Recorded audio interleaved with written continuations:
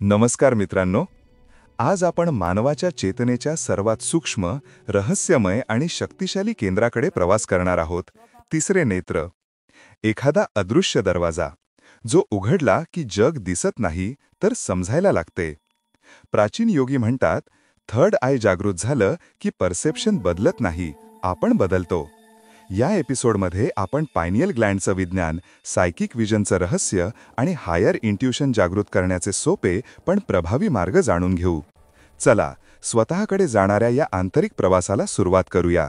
आजच्या चर्चेची सुरुवात आपण एका गूढ आणि तितक्याच आकर्षक संकल्पनेने करूया. तिसरा डोळा.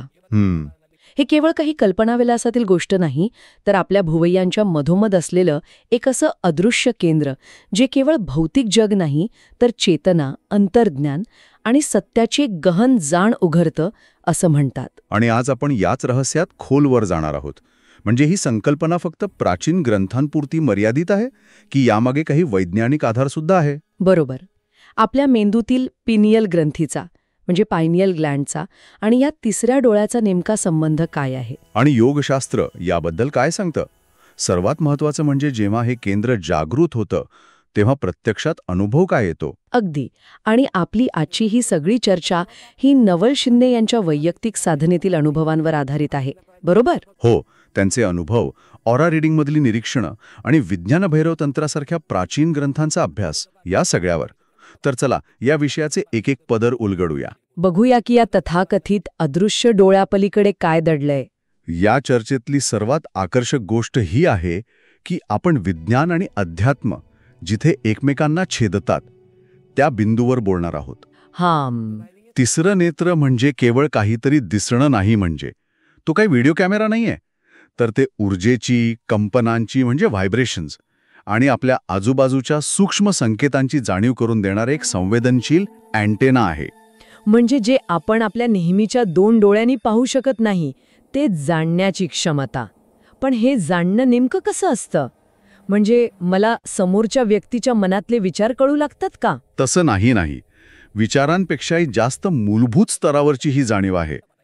ऑरा रिडिंगच्या अनुभवानुसार ज्या व्यक्तीचं तिसरं नेत्र किंवा आपण ज्याला आज्ञा चक्र म्हणतो ते सक्रिय असतं. हो, अच्छा. ती व्यक्ती भ्रमात जगत नाही. म्हणजे तिला समोरच्या व्यक्तीच्या बोलण्यापेक्षा त्या व्यक्तीची ऊर्जा जास्त स्पष्टपणे जाणवते. समोरची व्यक्ती वरवर कितीही गोड बोलत असली तरी तिच्या आतली चलबिचल किंवा तिचा खरा हेतू या व्यक्तीला लगेच कळतो.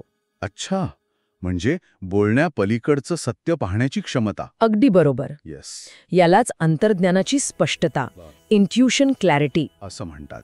भावनिक सत्तेची जाण आणि भविष्यात काय घडू शकतं याच्या शक्यता ओळखण्याची क्षमता. म्हणजे ही भविष्य पाहण्याची शक्ती नाही. ही ऊर्जेचा प्रवाह कोणत्या दिशेने जातोय हे ओळखण्याची संवेदनशीलता आहे. हे खरंच खूप रंजक आहे. तुम्ही मगाशी पिनियल ग्रंथीचा उल्लेख केला.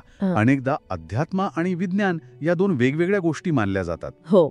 मग या ग्रंथीचं वैज्ञानिक आणि आध्यात्मिक महत्त्व काय आहे? आणि या दोन्हीत काही संबंध आहे का? इथेच तर खरी जन्नत आहे. या दोन्ही गोष्टी एकाच नाण्याच्या दोन बाजू आहेत. पिनियल ग्रंथी ही आपल्या मेंदूच्या अगदी मध्यभागी असलेली केवळ 0.8 सेंटीमीटर आकाराची एक लहानशी ग्रंथी आहे. एवढीशी? हो. वैज्ञानिक दृष्टिकोनातून पाहिलं तर ही एक प्रकाश संवेदनशील म्हणजे लाईट सेन्सिटिव्ह ग्रंथी आहे.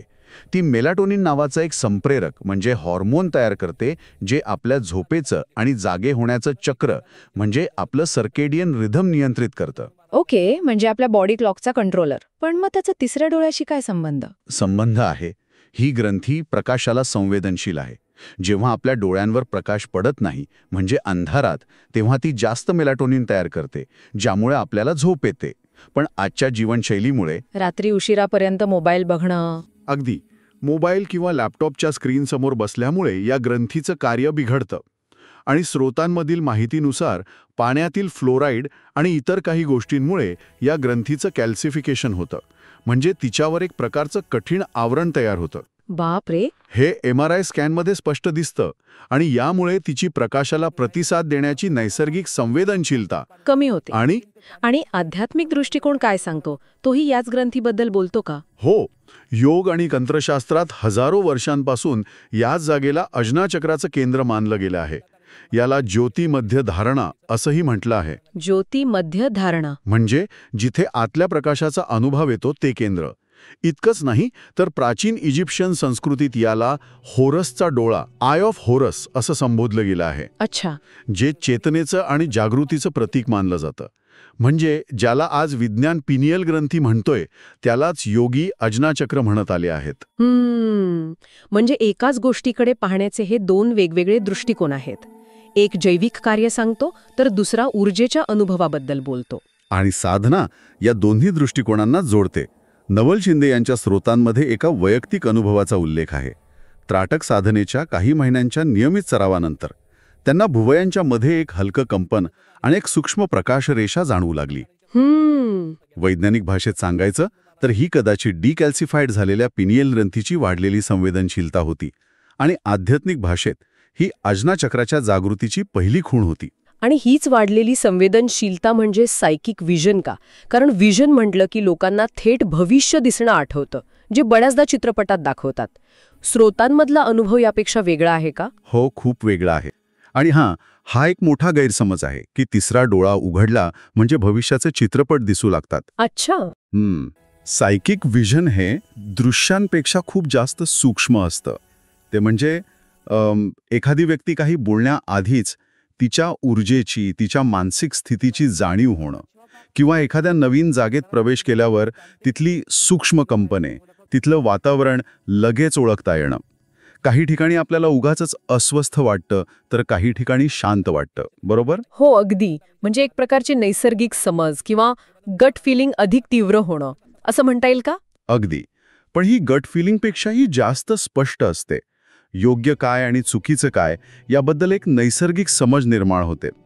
एखाद्या घटनेचा किंवा निर्णयाचा एनर्जी आउटकम काय असेल याचा आधीच अंदाज येऊ लागतो. ओके. इतकंच नाही तर अर्थपूर्ण आणि प्रतिकात्मक स्वप्ने, विविड ड्रीम्स पडू लागतात, जी आपल्याला नकळतपणे मार्गदर्शन करतात.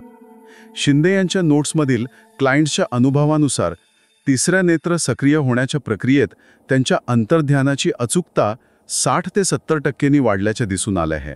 बापरे, म्हणजे हे त्यांनी जाणीवपूर्वक केलेल्या नोंदींवरून सिद्ध झालं आहे. हो. मग या सक्रियतेची सुरुवातीची लक्षणं काय असू शकतात? कारण हे ऐकून कोणालाही वाटेल की आपणही ह्याचा अनुभव घ्यावा. पण यात काही धोके आहेत का? कारण ऊर्जेच्या पातळीवर होणारे बदल नेहमीच सकारात्मक असतील असं नाही. हा खूप महत्वाचा प्रश्न आहे. कारण उत्साहाच्या भरात लोक चुकीच्या मार्गाला लागू शकतात. हो, नक्कीच काही सकारात्मक आणि काही धोक्याची लक्षणं आहेत. सकारात्मक लक्षणांमध्ये भुवयांच्यामध्ये हलकी उष्णता किंवा दाब जाणवू लागतो. ध्यानात बसल्यावर डोळे मिटलेले असतानाही निळा किंवा किरमिजी रंगाचा प्रकाश दिसू लागतो. विचारांमध्ये अचानक स्पष्टता येते आणि गोंधळ कमी होतो. आणि सर्वात महत्त्वाचं म्हणजे लोकांचे चेहरे त्यांच्या एनर्जी सिग्नेचर सहित जाणवू लागतात.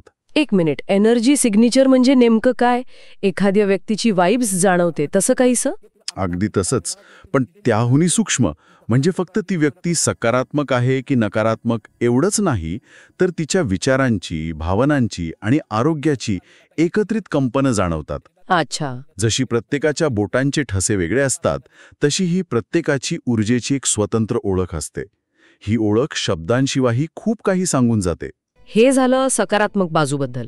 पण तुम्ही धोक्याच्या लक्षणांबद्दलही म्हणालात. म्हणजे अतिसक्रियतेमुळे, ओव्हर ॲक्टिव्हेशनमुळे काय होऊ शकतं? अतिसक्रियतेची लक्षणंही तितकीच महत्वाची आहेत आणि ती ओळखणं गरजेचं आहे. यात प्रकाशाची तीव्र संवेदनशीलता वाढते. म्हणजे साधा सूर्यप्रकाश किंवा दिव्याचा प्रकाशही सहन होत नाही. सतत डोकेदुखीचा त्रास होऊ शकतो. अरे देवा. ऊर्जेचा ओव्हरलोड झाल्यासारखं वाटतं. काही लोक त्यांच्या कल्पनांनाच, इमॅजिनेशनलाच विजन समजण्याची चूक करतात. आणि सर्वात मोठा धोका म्हणजे जमिनीवर पाय न ठेवता केवळ आध्यात्मिक जगात तरंगण्याची प्रवृत्ती वाढते. Ungrounded spirituality. बरोबर. म्हणजे वास्तवापासून पूर्णपणे तुटून जाणं. हे तर धोकादायक आहे. याचा अर्थ संतुलन खूप महत्वाचं आहे ना? अत्यंत महत्वाचं. म्हणूनच योगशास्त्र नेहमी सांगतं की तिसरे नेत्र किंवा वरच्या ऊर्जा केंद्रांवर काम करण्यापूर्वी आपलं मूलाधार चक्र, म्हणजे आपलं जमिनीशी असलेलं नातं, हो, ते स्थिर असणं अत्यंत आवश्यक आहे.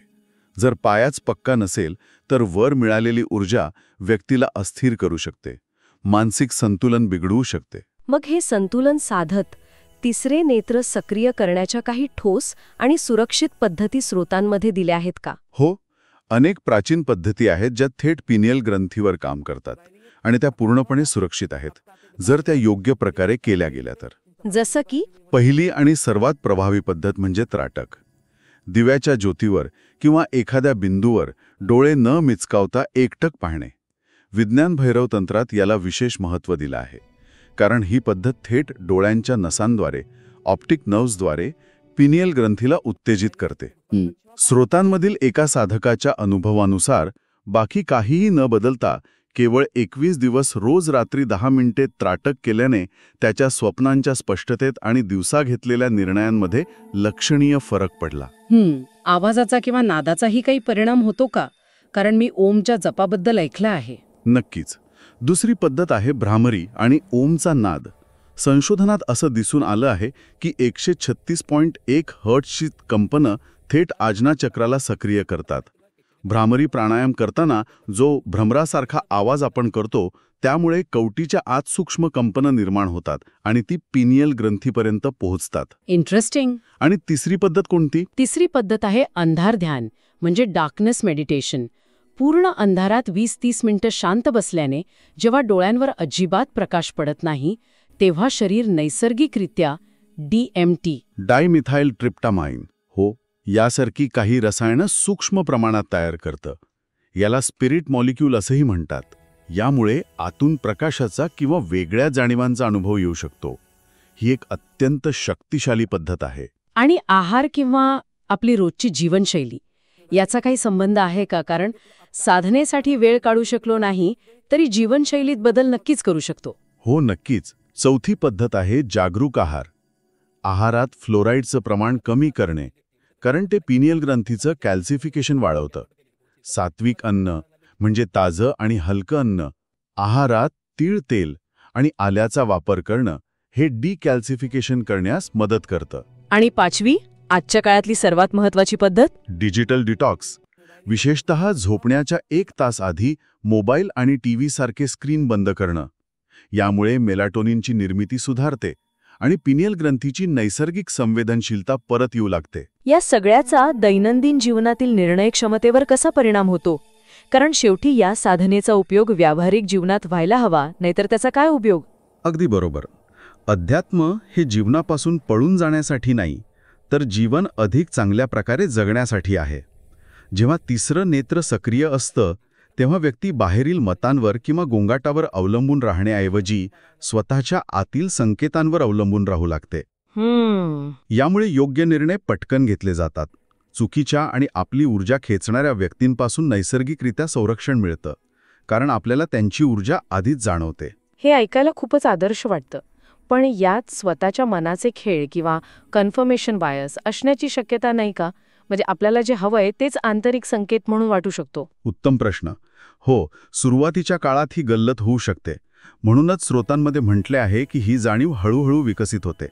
सुरुवातीला त्यावर 100% अवलंबून राहण्याऐवजी त्या संकेतांची नोंद करून नंतर ते पडताळून पाहणं महत्त्वाचं आहे. अच्छा. पण जसा सराव वाढत जातो तशी मनाच्या विचारांमधली आणि अंतर्ज्ञानाच्या स्पष्ट संकेतांमधली भिन्नता कळू लागते. स्रोतांमध्ये एका क्लायंटचा अनुभव आहे. तिला सतत चिंता, अँक्झायटी आणि निर्णयांबद्दल गोंधळ वाटायचा. मग तिच्या बाबतीत काय झालं? तिला त्राटक आणि श्वासोच्छवासाचे काही सोपे व्यायाम करायला सांगितले. अवघ्या 3 आठवड्यात तिच्या निर्णयांमध्ये एक प्रकारची शांत स्पष्टता आली. तिला लोकांची ऊर्जा अधिक चांगल्या प्रकारे कळू लागली आणि तिची अनावश्यक भीती पूर्णपणे नाहीशी झाली. म्हणजे हे काही चमत्कारी जागरण नव्हतं? नाही, ही तिच्याच आत दडलेली पण धूळ बसलेली संवेदनशीलता पुन्हा जागी झाली होती. नवल शिंदे यांच्या निरीक्षणात असे 40 ते 50 पॅटर्न्स सातत्याने दिसून आले आहेत. मग या संपूर्ण प्रवासात लोक सामान्यतः कोणत्या चुका करतात ज्या टाळायला हव्यात? 3 मोठ्या चुका नेहमी दिसून येतात.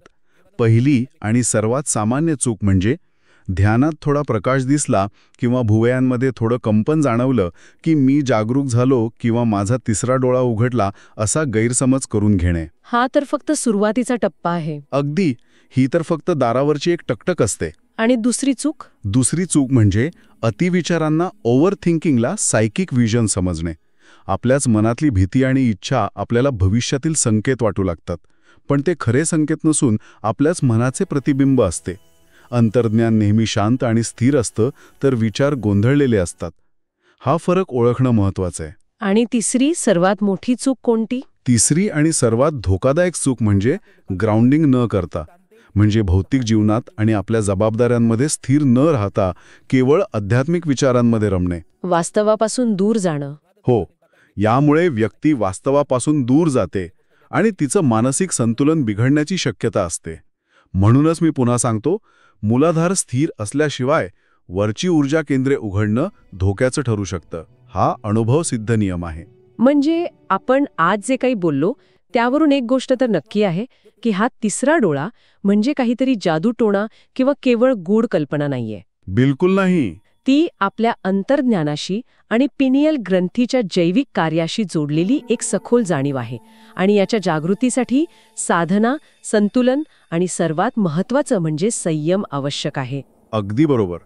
हा प्रवास बाहेरील आवाजाकडून आंतरिक सत्याकडे नेणारा आहे. ही केवळ माहिती नाही, तर चेतनेच्या एका नव्या दाराची किल्ली आहे. एक असं दार जिथे निर्णय शंकांमधून नाही, तर स्पष्टतेमधून घेतले जातात. आजच्या चर्चेने एक विचार नक्कीच मनात ठेवला आहे. जर भविष्यकाळातील शक्यता वर्तमानातील ऊर्जेच्या रूपात आपल्याला आधीच जाणवू लागल्या, तर आपलं आयुष्य कसं असेल? मग आपलं लक्ष पुढे काय होईल यावर न राहता आत्ता कोणती ऊर्जा निवडावी यावर केंद्रित होईल. ही जाणीव भविष्य पाहण्याबद्दल नाही, तर योग्य ऊर्जा मार्ग निवडण्याबद्दल असेल. ह्यावर विचार करायला नक्कीच हरकत नाही. ही होती तिसऱ्या नेत्राची यात्रा. पायनियल ग्लँडचं सूक्ष्म विज्ञान, ऊर्जेची थरथरणारी अनुभूती आणि तुमच्या आंतरिक दृष्टीचे पहिले पाऊल. लक्षात ठेवा, तिसरे नेत्र उघडणे म्हणजे चमत्कार शोधणे नाही, तर सत्याला स्पष्टपणे पाहण्याची क्षमता विकसित करणे आहे.